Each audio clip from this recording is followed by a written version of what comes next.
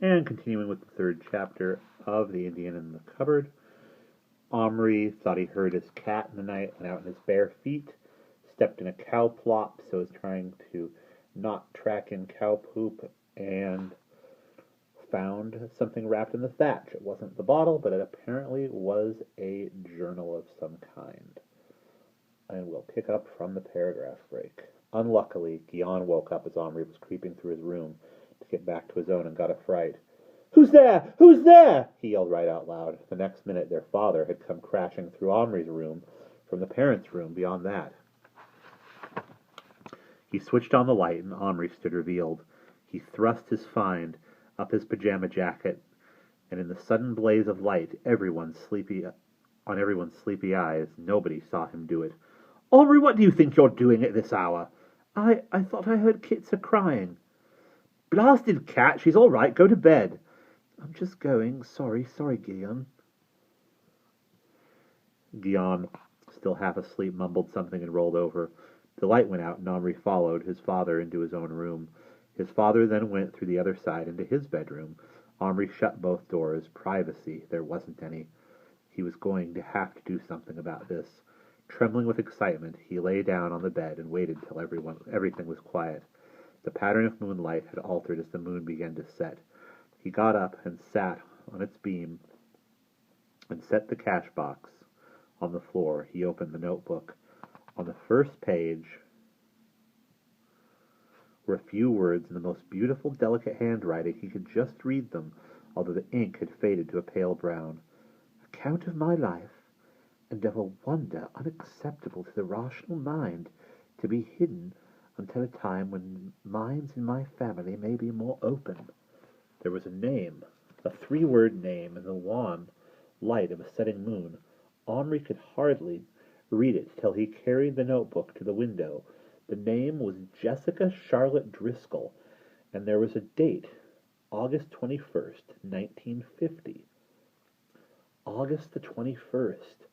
Another coincidence, another sign, another coincidence. Like LB on the plaque, August 21st was Omri's birthday. Jessica Charlotte Driscoll. The name Driscoll meant nothing to Omri, nor did Jessica, but Charlotte was the name that Lottie was short for, and Lottie had been Omri's mother's name. But the moment the thought crossed his mind that this could be that Charlotte, his grandmother, he banished it instantly. That was impossible. His grandmother had died in the bombing of London in World War II, when his own mother was only a few months old. By 1950, she would have been dead for 8 years. Anyway, even though the house had been owned by some distant cousin, any connection between it and his grandmother was impossible. She had lived in South London all her short life. His mother had told Omri that the only place his grandmother had ever visited out of London was Frinton, a seaside place where her sailor husband had taken her on their honeymoon. No, all right, so this Charlotte wasn't a relative. Or was she? She must have been living here before the elderly cousin who had recently died. If she'd been a relative of his, she might also be a relative of Omri's. Omri dared not switch the light on to start to read the notebook, because there weren't any curtains yet, and his parents would be sure to see the light through their window. He had to compose his soul in patience till morning. He slept uneasily with the notebook under his pillow. And the cash box, what could be in there, hidden under the bed? A wonder unacceptable to the rational mind. Omri knew a bit about that. There's real magic in the world. Even Patrick knew it now. Patrick the practical, the doubter, the one who'd once tried to pretend none of it had happened. It had proof enough to convince anyone. A little bathroom cabinet that, when you locked it with a special key, became a magic box that brought plastic toy figures to life. And more than that, they were not just living dolls, but real people, magicked from their lives in the past. Little Bear had been the first, and for Omri would always be the most special. An Iroquois Indian from the late 18th century, coming from a village in what was now the state of New York. Then had come others. Tommy, the soldier medic, who'd later been killed. Boone, the cowboy, he was really Patrick's special pal. And Bright Stars, Little Bear's wife, and her baby who had been born while she was with them. Matron, the strict but staunch nurse from a London hospital in the 1940s, and Corporal, now Sergeant Thickets, the Royal Marine who had helped them defeat the skinhead gang that had broken into Omri's old house. They were so real, so much a part of Omri's life. It was hard to keep his vow and do without them, to eschew the magic, but he must, because it could be dangerous. The storm that had wrecked half of England had been brought by them, with the key. People had been killed in the present and in the past. It was frightening.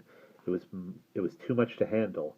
And now, a wonder unacceptable to the rational mind. Omri gave a little shiver, half fear, half excitement, and slept. He dreamed of riding with Little Bear through the hills and forests of his homeland. Awake and asleep, he often dreamed of him, but this was particularly vivid, and the ride was magical and wonderful. It seemed as if Little Bear were teaching him to ride, and at the same time as if they were searching for something, some treasure. He meant to wake up early at dawn and read the notebook. But of course he slept in. There was no time. None at all. He hid the notebook behind some books and went down to breakfast. At the table he asked casually as he could, "Mum, what relative of ours exactly was the old man who owned this house?" "Ah, now you're asking." She paused with the cereal package poised, her brow wrinkling. "Let me see. Well, his name was Frederick, which is a bit of a family name on my side. He was a bachelor, and very old indeed, about 85. I think he was, wait for it, my grandmother's younger sister's son. Yes, that's it, I remember now. I never knew him, or had any connection with him." "What was his last name?" asked Omri, frowning. "An Irish name. It slipped my mind for the moment." "How come you don't know him if he was your cousin?"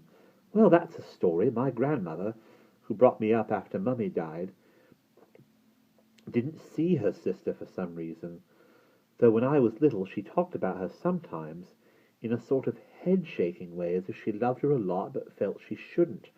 Of course I found that intriguing and asked lots of questions after all, but my granny just said, well, we were sisters, but I have to say it, she was no better than she should be." "What does that mean?" "She had a past. You weren't supposed to have a past in those days.